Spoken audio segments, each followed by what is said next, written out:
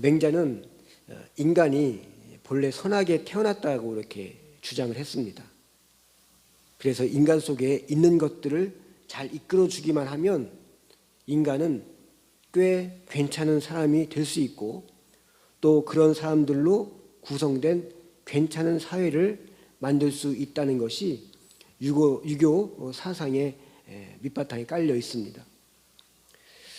우리 민족도 유교 사상을 오랫동안 숭배하던 나라이다 보니까 알게 모르게 이런 생각이 우리 무의식 중에 지배하고 있습니다. 반대로 순자라는 사람이 있습니다. 우리나라에 순자인이 많죠. 김순자, 장순자 이렇게 있는데 그 순자가 아니고 중국의 맹자, 공자처럼 순자라는 그 철학자 같은 사람이죠. 그 사람이 정반대 이야기를 했습니다. 인간은 본래 악한 존재다. 전혀 기대할 바가 없다. 그러기에 오직 교육과 훈련을 통해서만 개선될 수 있을 뿐이다 라고 주장을 했습니다. 이처럼 인간이 선하냐 악하냐의 논쟁은 오랜 세월 동안 동양뿐만 아니라 서양에서도 많이 다루어졌습니다. 그렇다면 성경에서는 인간을 어떤 존재로 말하고 있는가입니다. 성경은 본래 인간이 태어나면서부터 죄를 가지고 태어났다고 증거하고 있습니다. 그래서 다윗 왕은 시편 51편 1절 말씀에 이렇게 자신이 고백합니다. 내가 죄악 중에 출생하였으며 모친이 죄 중에 나를 잉태하였나이다. 자기는 어머니 뱃속에 있을 때부터 죄인이었다는 것입니다. 이처럼 인간은 어머니 뱃속에서 나올 때부터 죄인이었기에 죄로 시작해서 죄로 살아가다가 죄로 끝나는 것이 바로 인간의 모습입니다. 그러기에 인간이란 죄를 지어서 죄인이 되는 것이 아니라 죄인이기 때문에 죄를 짓는 것입니다. 우리의 본래 본성 자체가 죄의 속성을 가지고 있습니다. 이러한 속성을 가지고 있기에 죄를 가르쳐주지 않아도 스스로 죄를 짓는 존재입니다. 그럼에도 우리는 많은 사람들에게 그래도 선한 기대를 한번 걸어봅니다. 그렇지만 결국에는 그 기대가 실망으로 끝나는 경우가 적지 않습니다. 뉴스에서 많이 나오는 수익 중에 하나가 무엇이겠습니까? 피를 나는 형제 같은 사람, 그런 친구로부터 돈 때문에 배신당하고 속고 사기당했다는 소식들이 이제 일상이 된 지 오래입니다. 이것이 바로 우리 인간의 모습이고 세상의 본래의 모습입니다. 이렇게 인간에 대해서 기대를 걸고 있는 사람들에게 오늘 본문 로마서 3장 13절부터 18절 말씀은 한마디로 이렇게 단정을 해줍니다. 한번 읽어보겠습니다. 시작. 그들의 목구멍은 열린 무덤이요 그 혀는 속임을 일삼으며 그 입술에는 독사의 독이 있고 그 입에는 저주와 악독이 가득하고 그 발은 피 흘리는 데 빠른지라. 멸망과 파멸과 고생이 그 길에 있어 평강의 길을 알지 못하였고 그들의 눈앞에 하나님을 두려워함이 없느니라. 아멘. 누굴 두고 하는 말입니까? 네, 우리 모두를 두고 하는 말입니다. 모든 인간이 다 이렇다는 것입니다. 이것이 인간 내면 뒤에 숨겨져 있는 모습이라고 성경은 말합니다. 그럼에도 우리 마음 한가운데는 한 가닥 희망을 품어봅니다. 보통 사람들이야 그렇다 하더라도 인품이 남다르고 배움이 많은 사람은 좀 낫지 않겠나라는 것입니다. 그러나 로마서 2장 1절부터 16절에 유대인들의 모습을 통해서 말씀하십니다. 이들이 율법이라는 높은 표준과 기준을 가지고 나오지만 그 속에는 남을 판단하는 모습만 있고 결국은 그 기준을 자기 자신에게는 적용하지 못하고 살아간다는 겁니다. 그래서 유대인이든 헬라인이든 10절에 뭐라고 말하고 있냐면 의인은 없나니 하나도 없다 라고 성경은 선언합니다. 이렇게 해서 결국에 우리는 9절 판결문 앞에 서게 됩니다. 9절에 뭐라고 되어 있습니까? 함께 읽어보겠습니다. 그러면 어떠하냐? 웃는 나으냐? 결코 아니라. 유대인이나 헬라인이나 다 죄 아래 있다고 우리가 이미 선언하였느니라. 아멘. 이처럼 성경은 세상에서 호흡하는 모든 사람들을 다 죄 아래 있다고 이미 선언하고 있습니다. 인간은 죄의 노예가 됐기에 죄 아래 놓여 있는 것이 우리의 모습이고 우리의 현실입니다. 죄 아래 있다는 말은 죄의 힘 아래 있다는 뜻입니다. 성경은 죄를 하나의 힘으로 봅니다. 추상적인 것이 아닌 실제 않은 힘이라는 것입니다. 이 말은 실제 않은 힘이란 권세가 있다는 그런 뜻도 됩니다. 그래서 로마서 7장 23절에 바울은 자신이 이랬다라고 고백합니다. 뭐라고 고백하냐면 죄의 법으로 나를 사로잡는 것을 보는도다. 이렇게 그는 고백합니다. 이것이 죄의 힘이 있어서 우리를 끌고 간다는 것을 묘사한 것입니다. 죄의 사슬에 매여 끌려가는 죄의 노예의 모습, 이것이 바로 바울이 말하는 모든 인생들의 모습이라는 것입니다. 죄는 결코 우리를 놓아주지 않습니다. 내 뜻대로 사는 것 같지만 사실은 내 뜻대로 사는 것이 아니라 죄의 뜻대로, 죄의 권세에 끌려 사는 것입니다. 그러나 더더욱 안타까운 것은 이렇게 죄에 질질 끌려다니는 우리 인생을 구해낼 길이 이 세상 어디에도 없다는 사실입니다.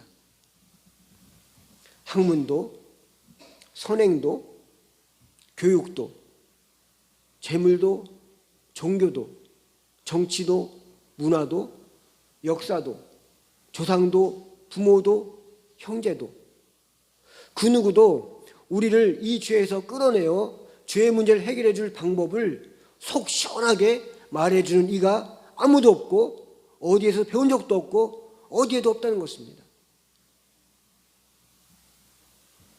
그렇지만 다행히 유일하게 죄가 무엇이며 죄가 어떤 것이며 죄의 실체에 대해서 아주 분명하게 자세히 말해주는 것이 성경밖에 없다는 것입니다.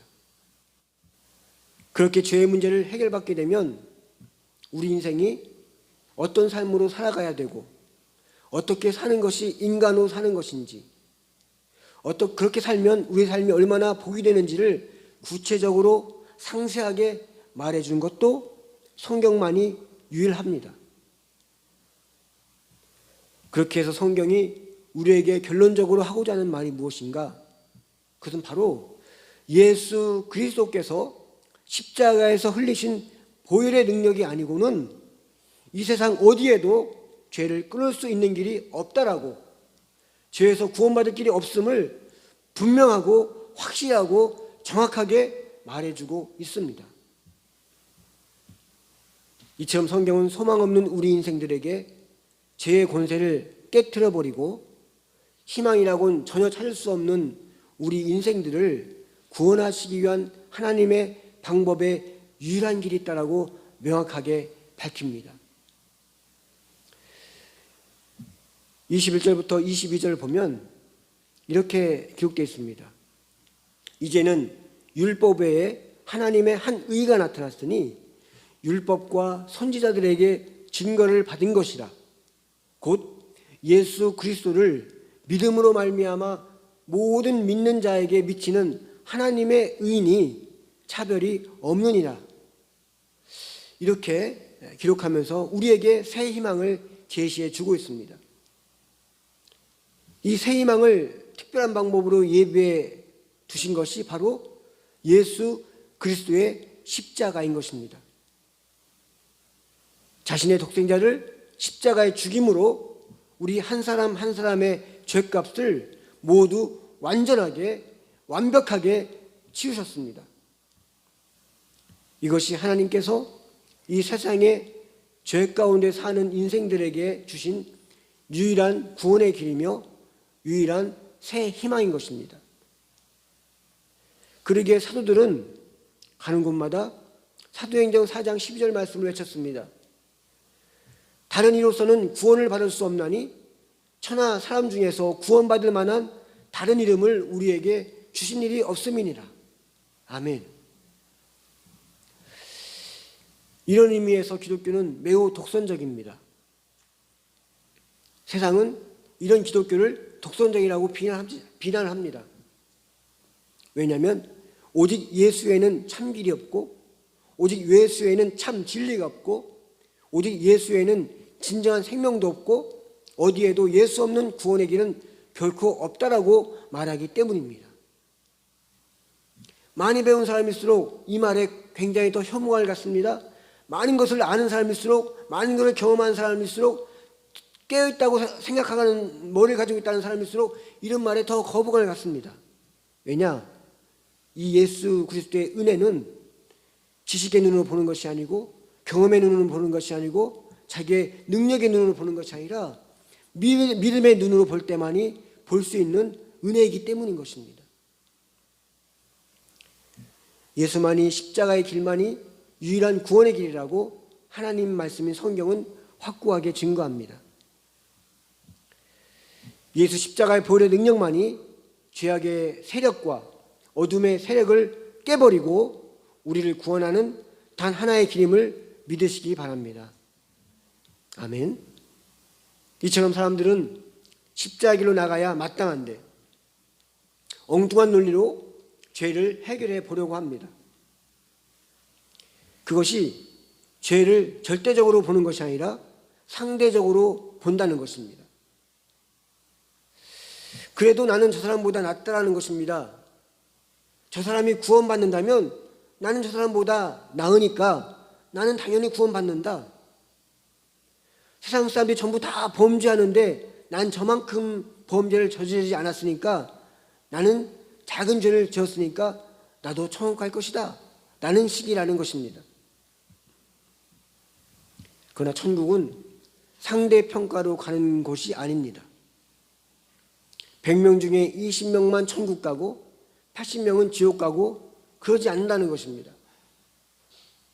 모든 사람이 믿고 순종하면 다 천국 가는 것이고 모두가 범죄하고 예수 그리스도의 십자가를 부인하면 결국은 전부 다 지옥 불구덩이에 떨어지는 것입니다. 그러게 우리는 세상이 구하는 상대주의를 버리고 하나님의 절대 기준에 서야 합니다. 그 절대 기준이 무엇입니까? 예수 그리스도의 십자가의 은혜. 이것이 없으면 죄를 해결받을 길이 없고 죄가 없어지는 길이 없는 것입니다. 죄를 지었을 때 죄를 가지고 유일하게 찾아갈 수 있는 곳, 유일하게 찾아갈 수 있는 길, 그것은 바로 예수 그리스도 십자가 외에는 없습니다. 엉뚱한 곳에 죄를 가지고 해결해 보겠다고 좋은 일하고 착한 일 해보면은 어떻게 죄가 상쇄되겠지. 이것이 바로 인간이 또 죄에 대한 해결책으로 찾는 공로사상입니다. 내가 죄를 40 정도 지었는데 내가 좋은 일, 착한 일, 공로를 60 정도 쌓으면 서로 상쇄가 되어서 20 정도 남으니까 20의 공로를 가지고 내가 천국 갈 수 있는 것이 아닐까라는 그런 착각을 한다는 것입니다. 하지만 성경은 그렇게 말하고 있지 않습니다. 죄의 삭은 무엇입니까? 사망이지 우리의 공로로 죄가 사라지는 것이 아닙니다. 우리가 아무리 공로를 쌓았다 할지라도 그 공로는 우리의 죄값을 치를 수 있는 능력이 결코 없습니다. 우리의 공로가 산더미같이 크다 할지라도 많다 할지라도 우리가 보기에 작고 미미해 보이는 죄 하나도 절대로 없애지 못합니다. 죄의 값은 무조건 사망입니다. 죽어야 합니다. 그 죄로 내가 죽어야 합니다. 누구도 아닌 내가 그 죄 때문에 죽어야 그 죄가 없어집니다. 이것이 성경이 말하는 죄의 대가입니다. 그런데 누가 죽었습니까? 하나님의 아들인 독생자 예수가 내가 죽어야 할 그 죄값을 십자가 위에서 나 대신 죽음으로 죄값을 치루어서 나의 죄악이 씻겨졌습니다. 아멘. 이게 복음입니다. 이게 없으면 우린 죽여서 당연히 다 누구나 죽지만 죽어서 결론적으로 가는 곳은 지옥입니다. 성경은 그렇게 우리에게 분명하고 명료하게 확실하게 이야기해주고 있습니다. 네가 예수로 죄 해결받지 못하면 너희가 갈 수 있는 곳은 지옥이다라고 분명하게 찍어주고 있습니다. 그러나 세상 어느 종교도 그렇게 말하는 종교가 없습니다. 그러게 우리는 이 죄값 없이 주신 십자가의 은혜를 붙들고 살아가야 하는 것입니다. 20절 보겠습니다. 27절에 이렇게 기록되어 있습니다. 그런즉 자랑하는 데가 어디냐? 있을 수 없느니라. 무슨 법으로냐? 행위로냐? 아니라 오직 믿음의 법으로니라. 아멘. 우리가 내세울 것은 아무것도 없습니다. 구원도 하나님의 은혜였고, 내가 하는 모든 일도 하나님의 은혜였고, 내가 세운 계획을 이루신 분도 하나님이셨기에 우리는 자랑할 게 없습니다. 땅 위에 있는 배를 아무리 옮기려고 해도 장정 10명, 20명이 달라붙어도 1톤짜리 배 하나 움직이기가 그렇게 힘듭니다. 그러나 밀물이 밀려 들어와서 배가 뜨게 되면 어린아이가 밀어도 배는 쉽게 밀리게 되어 있습니다. 하나님의 은혜는 이렇게 일하십니다. 내 힘과 내 능력으로 제대로 하려는 것이 아니라 하나님을 믿음으로 붙들고 하나님 은혜의 강물을 보내주십시오. 이 어려움을 변화시켜 주십시오 라고 기도하는 것입니다. 그리고 믿음으로 십자가 아래에 우리 인생의 문제와 인생의 짐들을 모두 다 내어놓고 하나님께 맡길 때 비로소 우리 작은 힘을 가지고도 능히 인생의 큰 문제가 풀리는 놀라운 일을 경험하게 되는 것입니다. 오늘 예배드리고 있는 우리 찬빛교회 모든 성도들이 이 믿음으로 예수 십자가의 이 은혜로 살아가는 우리 모두가 되기를 예수님의 이름으로 축복합니다.